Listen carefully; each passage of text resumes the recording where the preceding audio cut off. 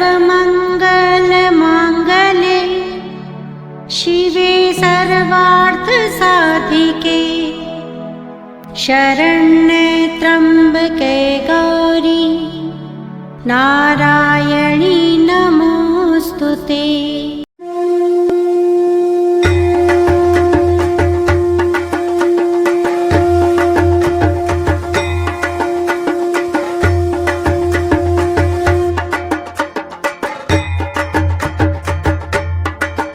सबका सम्मान करता है, हमेशा सबका सम्मान करता है, लेकिन अपने सम्मान की रक्षा करना भी उसे अच्छी तरह आता है।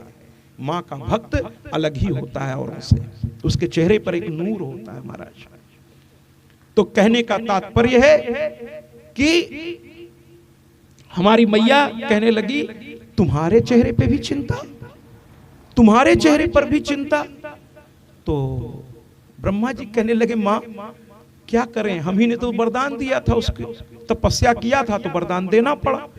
अब समस्या ये है कि दुष्ट के पास धन आ जाए तो दुरुपयोग करेगा, शक्ति आ जाए तो दुरुपयोग करेगा, कुछ भी आ जाएगा तो दुरुपयोग ही करना उसको आता है, वही करेगा वो महाराज।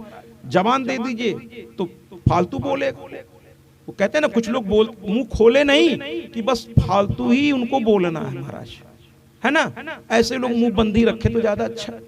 और कुछ ऐसे बात आपको अच्छी लगे, बिल्कुल तालियां बजाइए और जोर से बजाइए, जयकारा भी जोर से लगाइए। हम लोग शाक्त उपासक हैं, हम लोग शक्ति के उपासक हैं, और हमारे में ऊर्जा की कमी हो ही नहीं सकती महाराज। शाक्त उपासक हैं हम लोग, शक्ति उपासक हैं, है ना। तो कहने का तात्पर्य है महाराज कि वहां पर जो है हम लोग पहुंचे, यानी कि ब्रह्मा जी ने बताना शुरू किया माँ के पूछने पर। तो माँ हंस पड़ी, और माँ हंसी तो उसकी वजह ये थी कि माँ ने क्या कहा, सुनिएगा ध्यान से। माँ ने कहा, अरे पुत्र, तुम ब्रह्मा विष्णु महेश भी, तुम भी, अरे तुम देवताओं में सबसे श्रेष्ठ माने गए हो, तुम्हें भी चिंता हो रही है, और एक असुर से तुम इतने भयभीत। माँ का भक्त किसी से भयभीत नहीं होता, माँ का भक्त किसी को भयभीत नहीं करता और किसी से भयभीत। मेरी बात को समझिएगा जरा सा।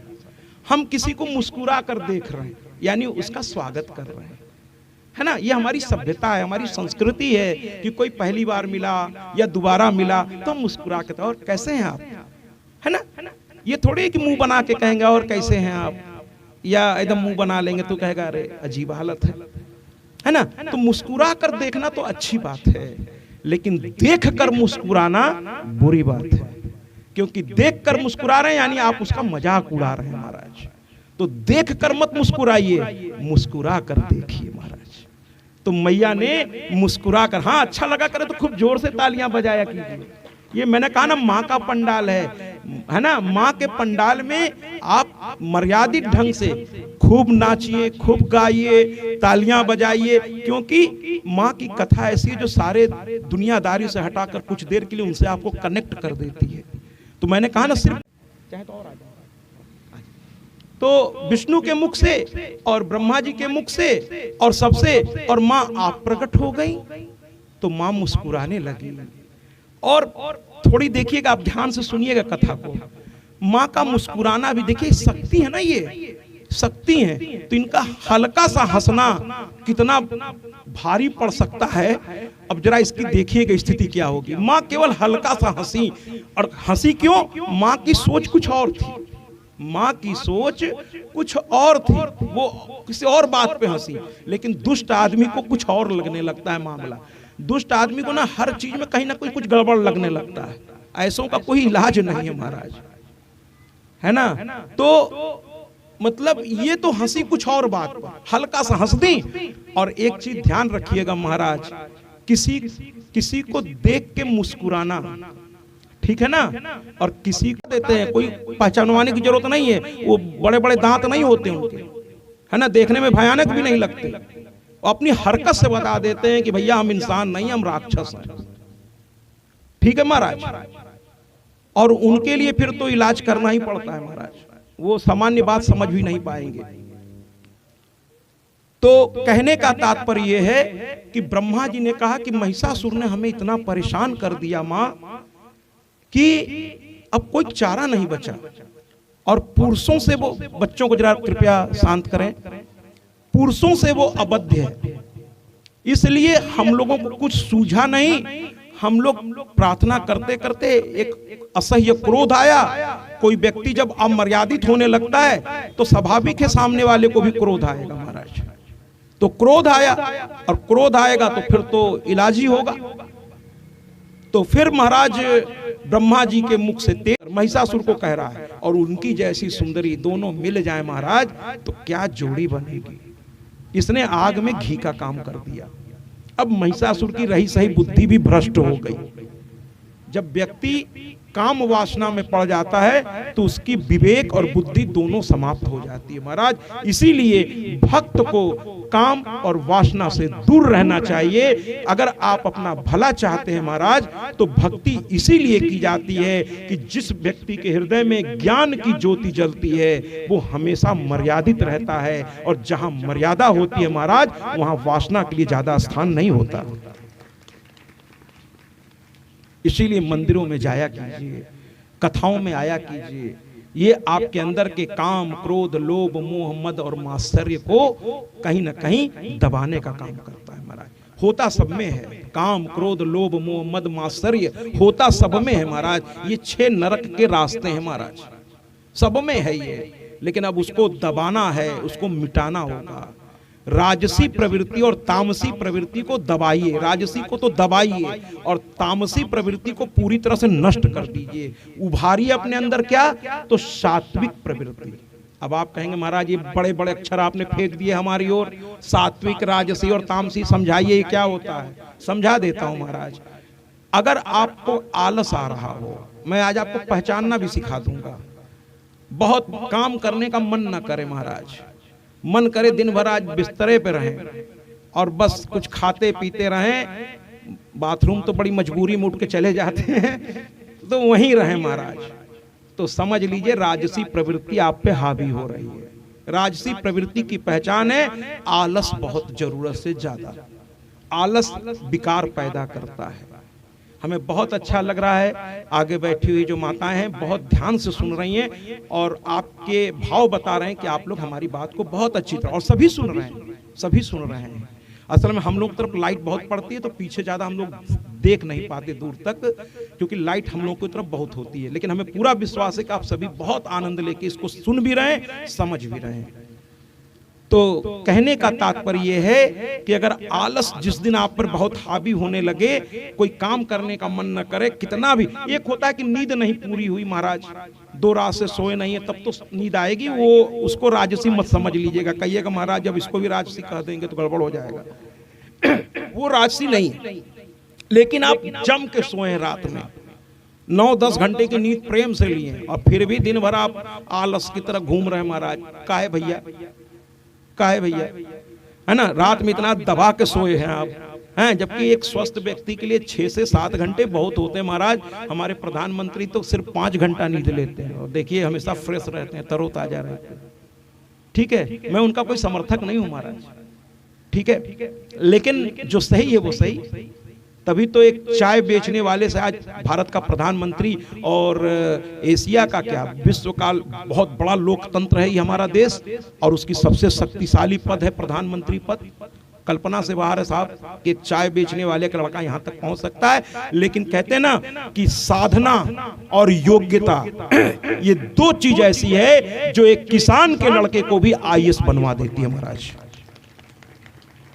साधना करिए।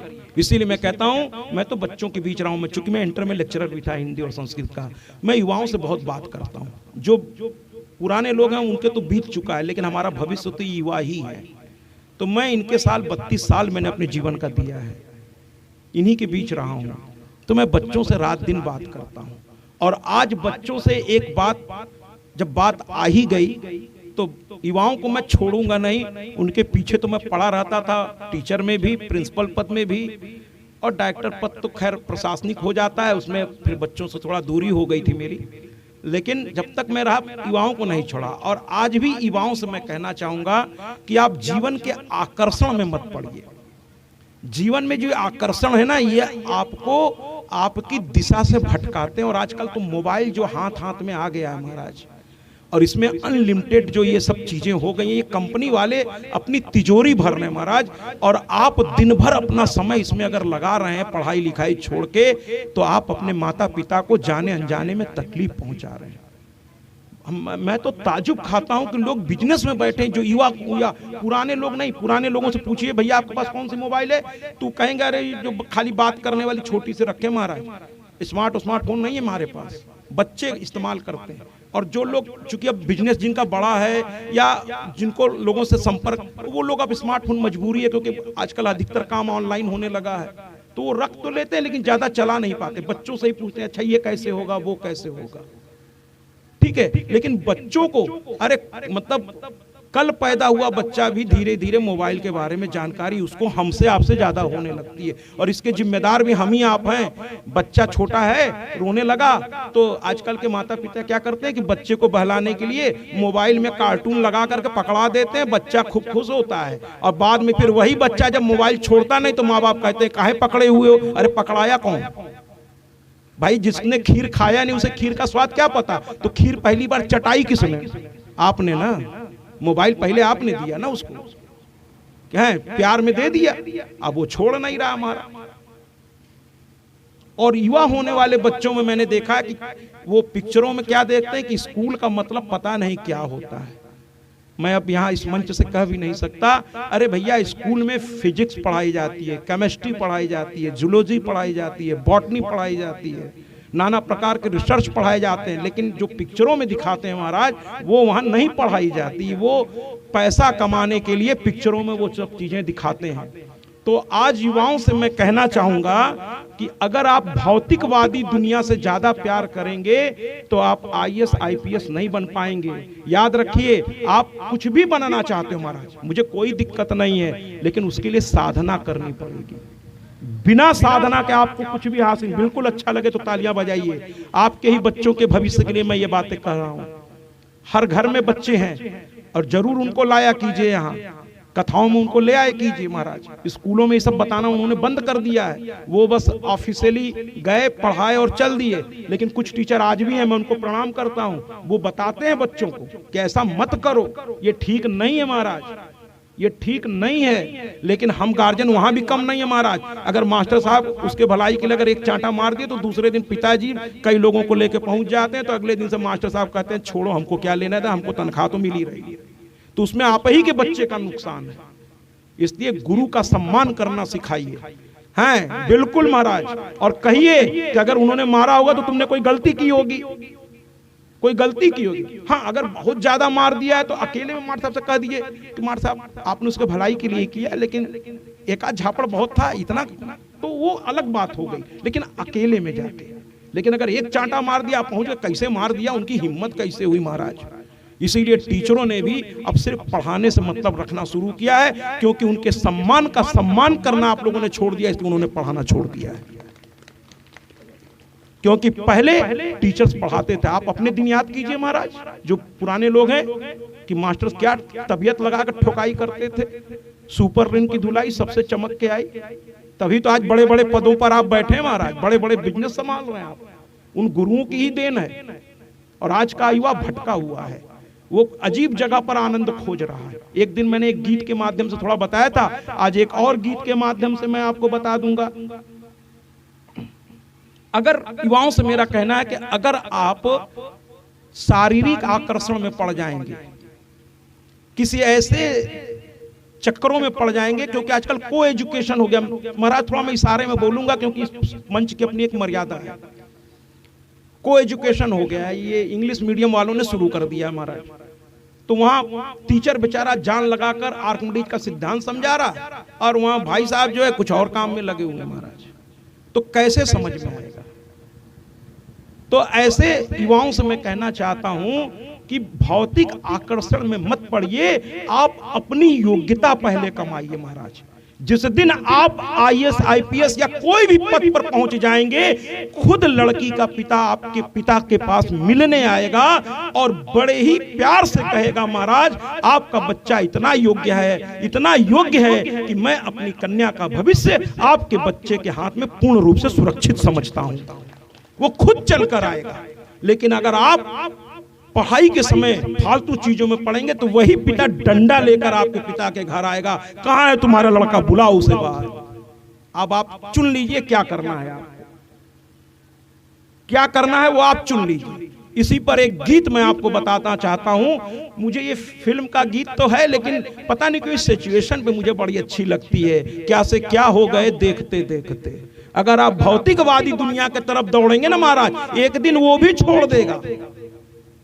मैं इशारे में कह रहा हूं, एक दिन वो भी छोड़ देगा और आपका भविष्य भी आपको छोड़ देगा। आप कहीं के नहीं रहेंगे महाराज, कहीं के नहीं रहेंगे, क्योंकि उसके माता पिता किसी अच्छे इंजीनियर, डॉक्टर या किसी बड़े बिजनेसमैन से उसका विवाह करके उसके भविष्य को सुरक्षित कर देंगे। लेकिन महाराज आप कहां जाओगे, आप कहां जाओगे। इसलिए युवाओं से कहना है, प्यार करना हो तो अपने किताबों से करो, प्यार करना है तो मेरी मैया रानी से करो, प्यार करना है तो तपस्या से करो, साधना से करो, अपने ब्रह्मचर्य से करो, फिर देखो कैसा नूर चमकेगा। हमारे हनुमान जी से सीखो कि जब वो ब्रह्मचारी थे तो कैसा स्वरूप उनका है। कंचन बरन विराज सुवेशा, कानन कुंडल कुंचित केसा, हाथ वज्र ध्वजा विराजे, कांधे मूज जनेऊ साजे, शंकर सुवन केसरी नंदन, तेज प्रताप महा जग बंदन। और जब साधना करोगे तो क्या होगा, विद्यावान गुणी अति चातुर।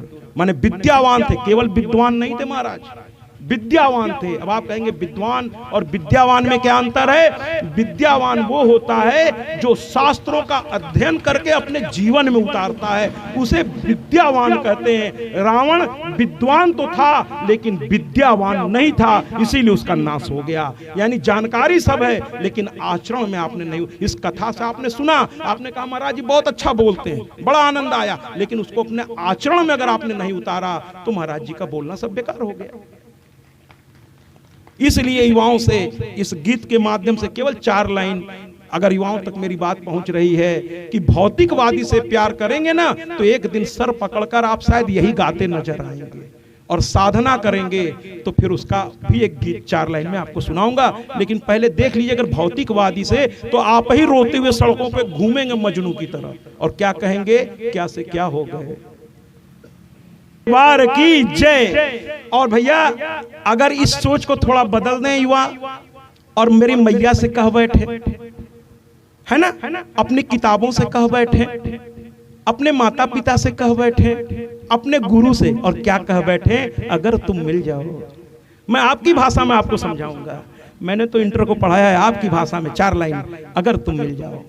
बजाय युवाओं को समझाने के, क्योंकि वो भजन तो सुनते ही नहीं है ना महाराज, तो मैंने कहा जरा उनकी भाषा में उनको समझाया जाए कि मैया से कह दीजिए, किताबों से कह दीजिए कि अगर वो मिल गया ना तो आपकी जिंदगी बदल जाएगी। ऐसे चीजों की ओर क्यों भागते हो बच्चों, जो सत्य है ही नहीं। जीवन का जो सत्य नहीं है उसके पीछे मत भागो। ये जो घंटों तुम मोबाइल पर छुप करके माता पिता से जो बातें कर रहे हो ना महाराज, ये सिर्फ समय को क्या कर रहे हो, बर्बाद कर रहे हो, बर्बाद कर रहे हो। मत करो ऐसा।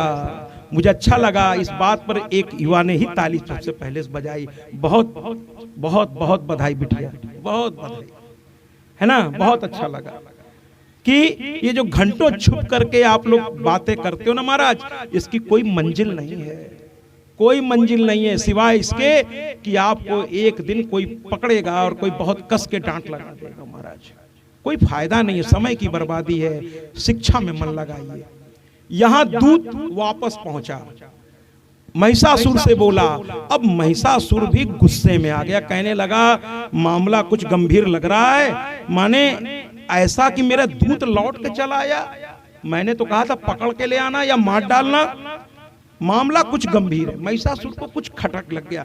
देखिए ये राक्षस थे तो, लेकिन ऐसे नहीं इतने बड़े पद को पा लिया था। उन्होंने भी साधना तो की थी, बस गलत दुरुपयोग करने लगे थे।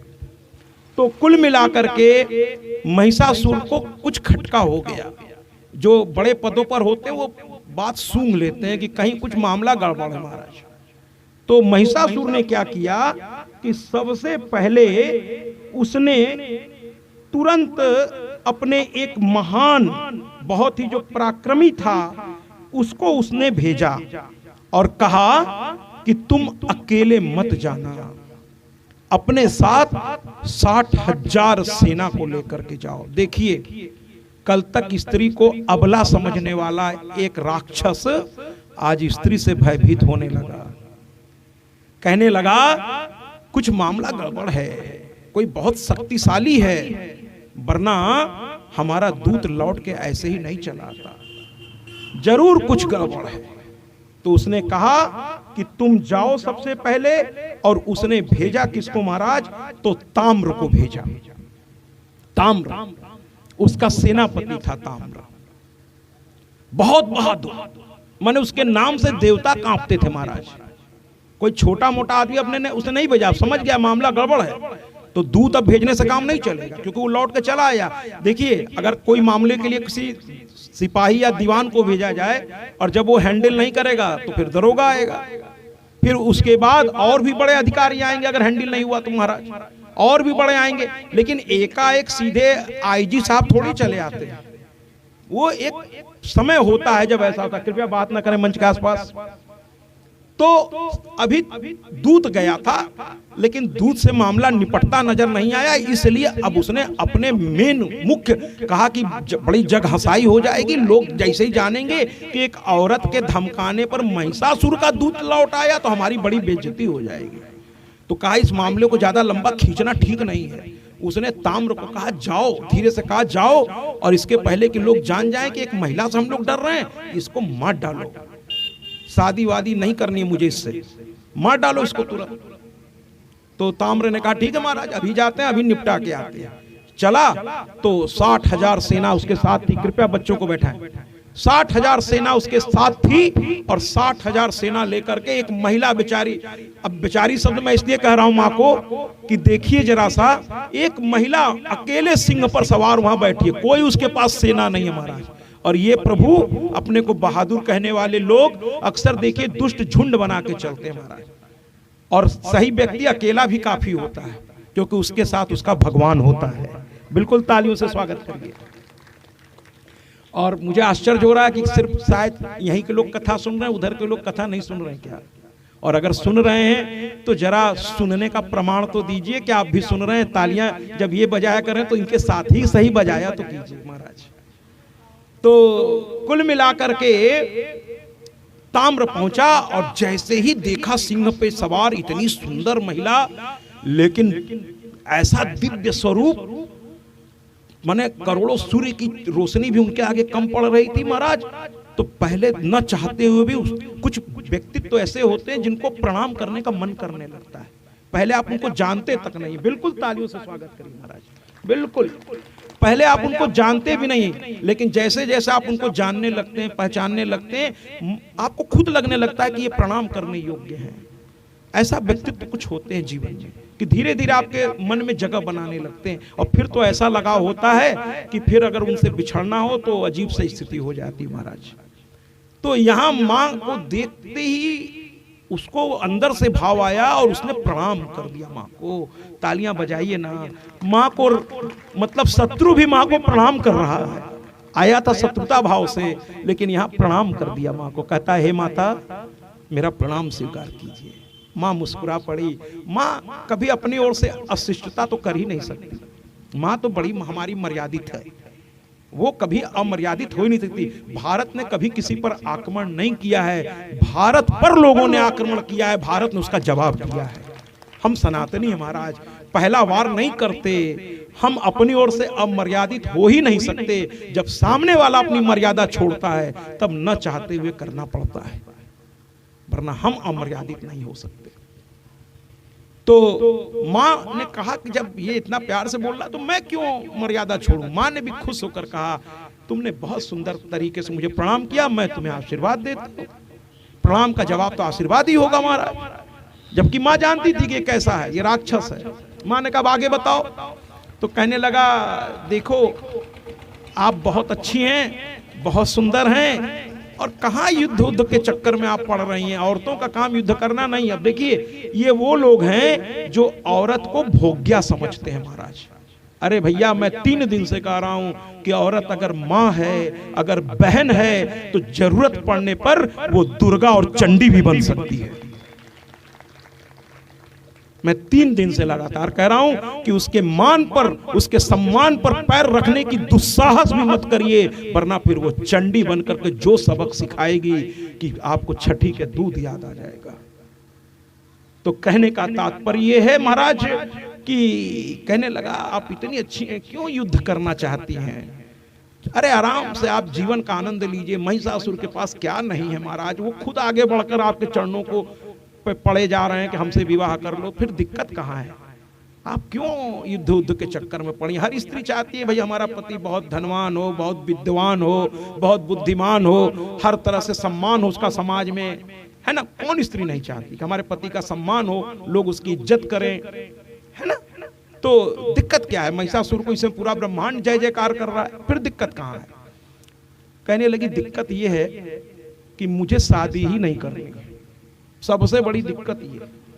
मैं उन स्त्रियों में हूं ही नहीं कि मुझे शादी विवाह के चक्कर में नहीं पड़ना है। देख तो रहे हो मेरी सवारी भी अजीबे टाइप की है, सिंह है, और मैं अब कहाँ शादी विवाह करूंगी? और जब शादी करने की अगर कभी इच्छा जग भी गई तो ब्रह्मा विष्णु महेश और इतने सुंदर सुंदर देवता छोड़ के तुम्हारी महिषासुर से शादी करेंगे? अरे करेंगे तो किसी सुंदर से करेंगे, महिषासुर से क्यों करें भैया, है ना?